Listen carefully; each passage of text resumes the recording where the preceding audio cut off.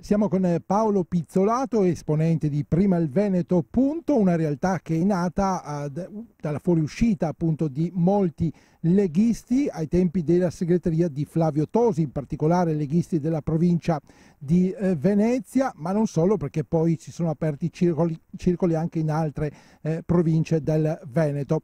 E si era detto insomma che la vostra era la componente in qualche misura bossiana, comunque sicuramente eravate avversari di Flavio Tosi, che adesso però a sua volta è stato espulso dalla Lega Nord. A questo punto quale sarà il destino di Prima il Veneto? Rientrerà in qualche misura in un'alleanza con Luca Zaio, magari con altri gruppi indipendentisti, o che cosa farà?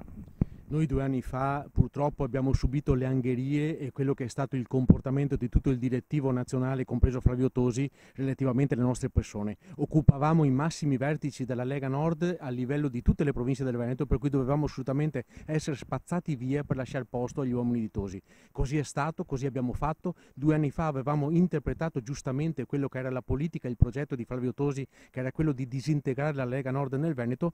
Cos'è che abbiamo fatto? Non ci siamo di certo persi d'animo. Abbiamo cercato di ricostituire un qualcosa di forte, abbiamo fondato Prima il Veneto, che è sicuramente un'aggregazione composta di tutta la gente che era malcontenta di quel periodo della Lega Nord e dell'atteggiamento anche un po' fascistoide di alcuni atteggiamenti dei direttivi nazionali, e logicamente abbiamo cercato di fare in maniera di non disperdere le energie. Abbiamo aggregato un po' di gente, poi abbiamo aggregato sempre più gente e adesso abbiamo in tutto il Veneto, in tutte le province, migliaia di iscritti. Noi in questo momento stiamo cercando di fare in maniera di appoggiare il nostro progetto, che è un progetto indipendentista. Tante volte la gente prende paura di questa parola, ma invece è una cosa che si può assolutamente fare legalizzata e che prevederebbe anche il fatto di poter lasciare tante risorse all'interno del Veneto, tante risorse utili per i cittadini, per i poveri, per la gente che non ha posti di lavoro, e cercare di fare in maniera di non portare tutto a Roma. Cos'è che noi faremo andando avanti? Cercheremo di fare in maniera di poter appoggiare soprattutto chi crede in questo progetto, chi ha il coraggio una volta per tutti di far sentire ancora la voce del Veneto, che una volta era la locomotiva del Nord. Sicuramente cercheremo di fare una parola per cercare di appoggiare il presidente Luca Zaia nel caso ci volesse al suo fianco, però dovrà esserci anche una risposta molto forte relativamente ai quesiti che noi stiamo ponendo, il fatto di creare nuovi posti di lavoro, non quelli finti che certe volte Roma ci propone e che sono assolutamente una irrealtà. Certi posti nuovi che sono venuti fuori all'interno del Veneto sono solamente perché hanno usufruito di alcune attrattive, chiamiamolo così, fiscali, ma solo momentanee. La gente scappa, i cervelli scappano, ma tante volte ci preoccupano soprattutto i cervelli che restano, perché non hanno più nulla da dire, più nulla da dare.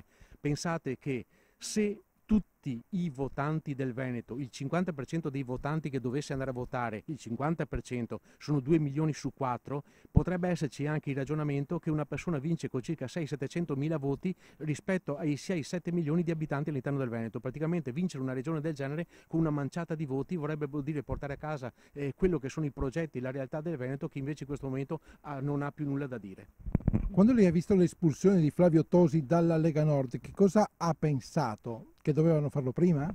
Ho pensato con molta amarezza che noi 2 anni fa eravamo stati cacciati. Ho pensato che le stesse persone che stavano mandando via Flavio Tosi avevano ancora sopra le scrivanie tutti i nostri esposti, che sono ancora presenti presso la procura di Padova, e dove noi ci eravamo lamentati del trattamento che avevamo subito, ma in quel momento lì 2 anni fa tutti si sono girati da un'altra parte. Noi eravamo le teste pensanti, eravamo quelli che avevano creato la Lega Nord fortissima del Veneto, e siamo stati cacciati in malo modo. In questo momento vedere Flavio Tosi che è stato mandato via, sinceramente da una parte può riempire di soddisfazione, ma 2 anni fa noi avevamo già preavvisato e avvisato di questa cosa. Nessuno ha tenuto in considerazione lo sforzo, la vita da cani che abbiamo fatto in 22 anni di attività noi leghisti, e purtroppo tanta gente si è girata da un'altra parte. Adesso tornano tutti in ballo quando è il momento di occupare alcune sedie, però nessuno si ricorda più di chi ha fatto i sacrifici. Tosi è uscito, però si è rafforzato sempre di più, a una lusta sua personale, a una vera e propria macchina da guerra, e in questo momento potrebbe portare allo sfacelo il Veneto, dove sicuramente il centrodestra potrebbe anche questa volta sparire proprio a causa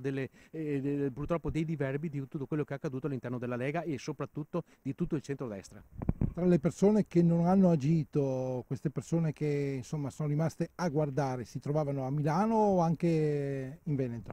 All'interno del Veneto tanta gente ha dato ragione a Tosi, ma erano quelli che volevano assolutamente occupare le famose careghe all'interno del direttivo nazionale e tutti quelli dei vari enti. Io a quell'epoca sono stato mandato a casa proprio da Vendo Agricoltura per questo motivo, per cercare di lasciare spazio. Per fortuna Zai ha un po' parato i primi colpi, però anche all'interno del Veneto e non solo a Milano ci sarebbe voluta una persona di carattere che alzasse un po' la voce. In quel momento lì nessuno ha pensato di mettersi contro Fabio Tosi, che aveva vinto anche con un margine molto risicato nei confronti di Bitonci. A Milano hanno fatto finta di non considerare di nuovo il Veneto così come è stato e tutto è finito in una bolla di sapone, dove adesso ci stiamo tutti leccando le ferite, tutti molto preoccupati di perdere le elezioni, però a quell'epoca lì che potevamo rafforzare il Veneto per i veneti, per la gente che ha bisogno di lavorare, nessuno ha fatto nulla e in questo momento tutti sono preoccupati di fare la propria personale campagna elettorale, dimenticando che il Veneto sta andando al collasso.